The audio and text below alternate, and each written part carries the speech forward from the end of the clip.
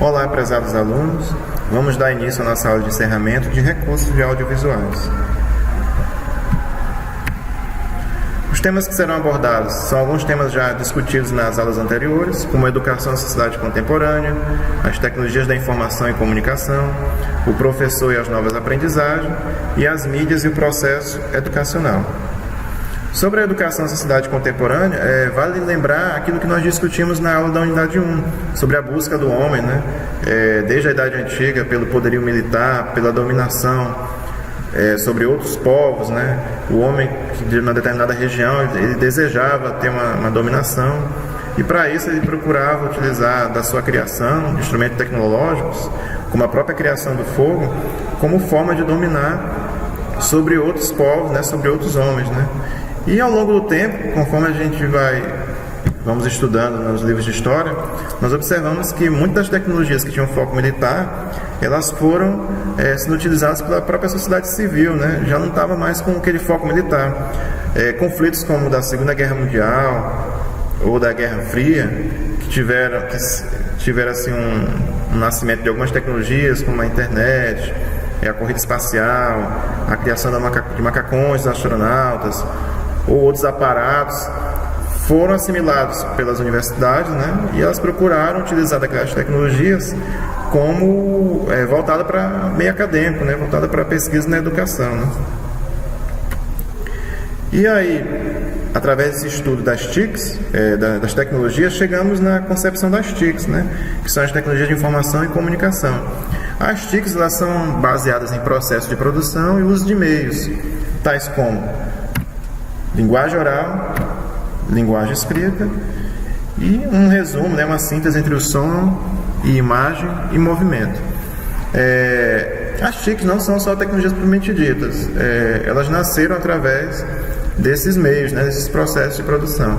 A própria linguagem oral era uma tecnologia que na época foi construída, que ajudava a diferenciar um povo do outro, ajudava também a que determinadas pessoas de um povo, de uma região, conseguissem conversar. A linguagem escrita já foi um marco de quando a população, os povos, decidiram parar de ser nômades, e fixar morada em alguma região.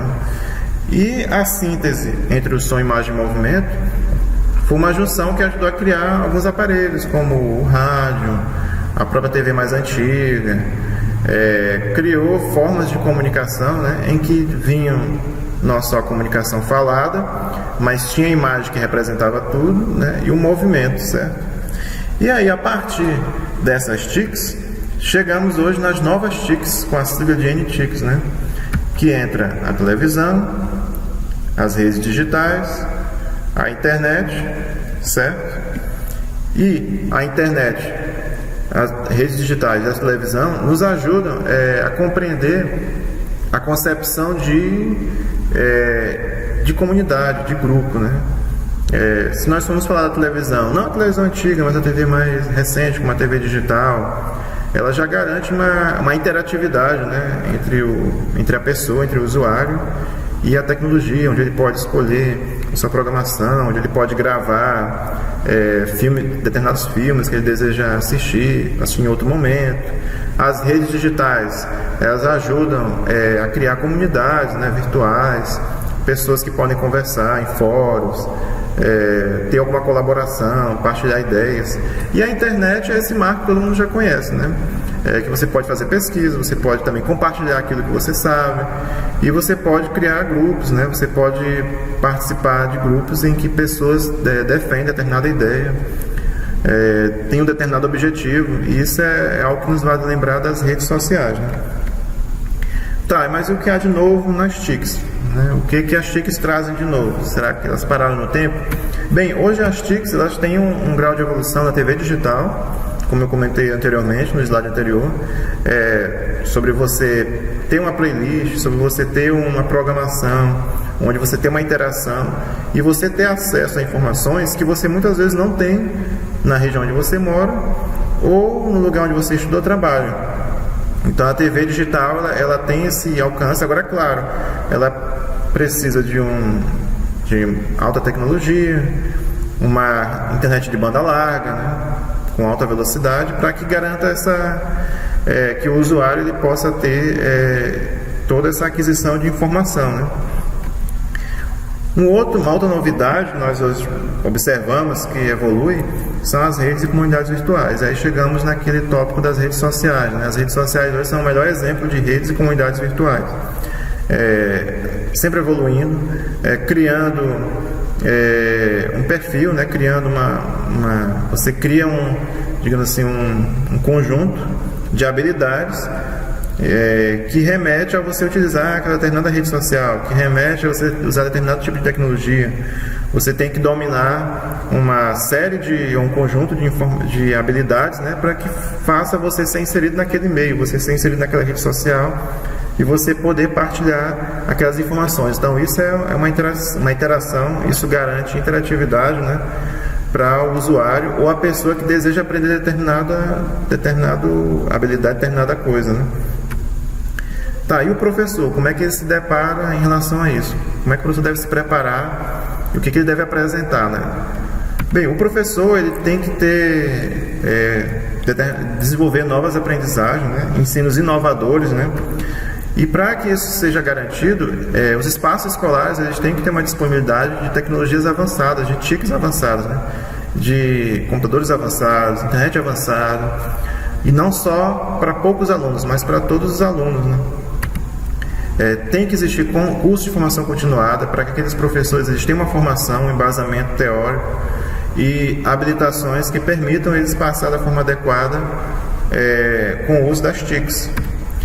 Quando não houver talvez um curso de formação continuada, ou se houver uma outra maneira mais fácil, talvez se utilizar oficinas de aprendizagem com os docentes que já sabem utilizar determinada tecnologia, que eles possam repassar aquele aprendizado para outros docentes. Bem, uma outra habilidade seria as comunidades virtuais. As comunidades virtuais elas entram também como novas aprendizagens para o professor, porque as comunidades virtuais elas vão trabalhar com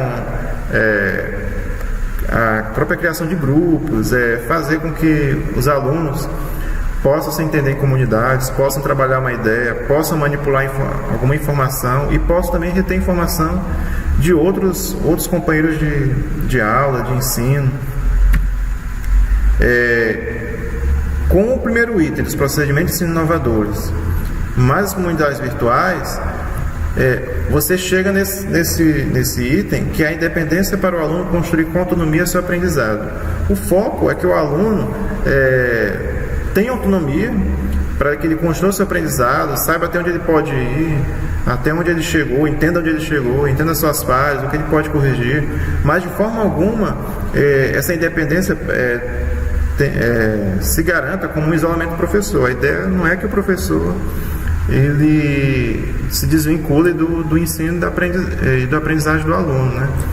Não é que o professor não seja mais necessário, mas é que você garantir que o aluno ele possa compreender, né, o que ele pode melhorar, ele tem autonomia de poder escolher o que ele deseja aprender, né, também. E o professor, com esses novos tipos de aprendizagem, ele tem que garantir esse item também.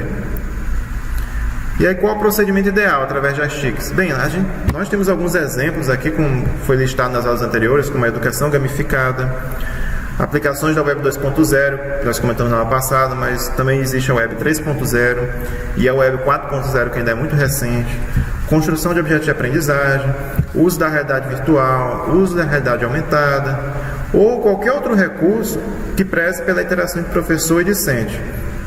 Todos esses exemplos aqui são recursos tecnológicos que há uma interação entre professor e discente, em que ambos compartilham conhecimento, ou seja, não é apenas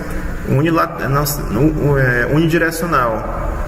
O compartilhamento aqui de aprendizagem ele é bidirecional, né? É entre o professor e o discente.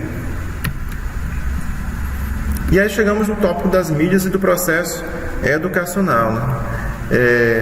Sabemos que as tecnologias elas revolucionaram, né, as formas do homem pensar e agir, sobretudo quando relacionado à educação. Então, quando você fala de novas tecnologias, quando você fala de smartphones, computadores avançados, TV digital, redes sociais também, isso está ligado à educação de qualquer forma, porque o ato da educação, ele permite você pensar, agir e adquirir também novos conhecimentos. Então hoje todos observamos que é um instrumento, uma tecnologia que todo mundo, a grande maioria das pessoas utilizam, né? Que tem acesso.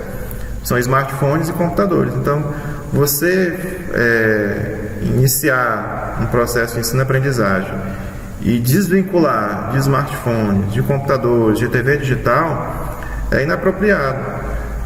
O professor, né, o docente, o educador, ele tem que encontrar maneiras de associar essas novas tecnologias à educação, porque, falando de uma forma mais simples, é o que todo mundo utiliza no momento, então você não pode desvincular a tecnologia do processo educacional, ele tem que estar inserido de qualquer forma. As NTICs adotadas no ensino, elas têm uma certa dificuldade porque elas não atingiram nos resultados que possam transformar a educação do aluno. Nós temos muitas dificuldades, né? Muitas vezes é levado em consideração que aquela tecnologia nova, o smartphone ou uma TV digital existe, mas é só um suporte. Ela não deve ser só apenas um suporte, ela deve ser uma ferramenta que garanta essa interação e essa aprendizagem entre professor e aluno. Então, evoluiu-se a tecnologia, utilizou os procedimentos pedagógicos mais modernos, né? Metodologias modernas de ensino, mas mesmo assim muitos problemas ainda estão existentes, né? Porque muitas dessas metodologias elas não estão atreladas à especificidade de cada aluno. Muitas vezes a forma do aluno falar, a região de onde ele veio. Muitas vezes, quando o aluno estuda à noite e tem um trabalho que não está correlato ao que ele aprende, isso de certa forma atrapalha também. Então é necessário que haja uma investigação também sobre a especificidade de cada aluno. E aí com isso nós listamos, né, algumas dificuldades que foram trabalhadas na aula passada, né?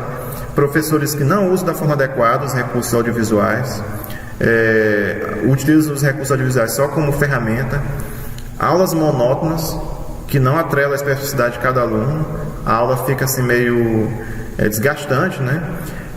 Às vezes, quando o problema não é só com o professor, com a aula, são problemas técnicos, operacionais, não existem verbas, não existe investimento em recursos audiovisuais, problemas decorrentes da carreira do professor. O professor ele não se preparou, né? Ele não fez nenhum treinamento com aqueles recursos audiovisuais, né? Também nem todos os alunos têm a mesma destreza para manipular o computador. Então, se o aluno tem uma certa dificuldade, ele tem em relação a outros alunos da turma, ou se ele tem um raciocínio que não é equiparado ao de outros alunos, ele vai ter uma certa dificuldade para acompanhar muitas vezes a aula, né? E um outro problema que pode parecer simples é o superdimensionamento do papel do computador nas escolas. Para alguns educadores ou professores, tem-se em vista que o computador tem que ser usado ao máximo como ferramenta, entregar apenas trabalhos feitos no computador, utilizar apenas PowerPoint. A discussão fica só no computador como se fosse uma ferramenta e não vai além. Você utiliza o computador até ao máximo e esquece de alguns momentos em que ele não deveria nem estar presente. E por fim, a evasão de alunos, né? Mesmo com toda a tecnologia existente, mas ainda não diminuiu, mesmo com ambientes virtuais de ensino, a evasão de alunos ainda é gritante. Então, qual a possível solução para esses problemas levantados, né? O que nós podemos trabalhar para, se não, digamos, resolver aqueles problemas, mas para ir acabando com eles aos poucos também, né? Ou com o tempo. Focar na interatividade entre docente e discentes. Existem muitos tipos de interatividade que foi trabalhado na aula passada: interatividade linear, interatividade através de mensagens de ajuda para o aluno, de suporte. Então, o foco do docente, para que ele trabalhe com o discente, é na interatividade, certo? Seja no ambiente virtual de ensino, você tem que utilizar o ambiente virtual de ensino como forma de garantir proximidade com o aluno, né, com o discente. E não como forma de isolar, porque, como foi comentado na aula da unidade 2, muitas vezes o professor ele vê uma aula como videoconferência ou ambiente virtual e se isola. ele vive ali naquele mundo, naquela aula à distância, e esquece muitas vezes de garantir a participação do aluno, mesmo que ele esteja à distância. Ou muitas vezes também é o foco também nos espaços físicos escolares. Você tem um computador, você tem data show, você tem vídeos sofisticados, mas isso não deve garantir que o professor fique isolado dos alunos. Ele tem que pensar nisso, que a tecnologia vem e que facilite o compartilhamento de informações, né? Que seja essa aprendizagem recíproca entre professor e aluno. Então a tecnologia não deve ser vista aqui como isolamento do professor e do aluno, e nem tampouco como apenas uma ferramenta de suporte, mas ela tem que ser vista como um elemento transformador, né? Que transforme realmente a vida do aluno. Então, pessoal, chegamos ao fim da nossa aula de encerramento, e deixo aqui uma mensagem da Cora Coralina, né? Todos estamos matriculados na Escola da Vida, onde o mestre é o tempo. Então, eu desejo a vocês, né, que vocês tenham bons estudos, se dediquem ao longo das disciplinas do curso, né, e trabalhem bastante as disciplinas, sempre perguntem, indaguem as dúvidas que estejam deixando vocês inquietos, né. Tudo, como foi comentado até nessa última aula, é um aprendizado recíproco, né, entre o professor e o aluno. Então todos nós estamos nessa busca constante, né, de conhecimento. Deixo aqui meus agradecimentos, obrigado pela atenção de todos e até a próxima.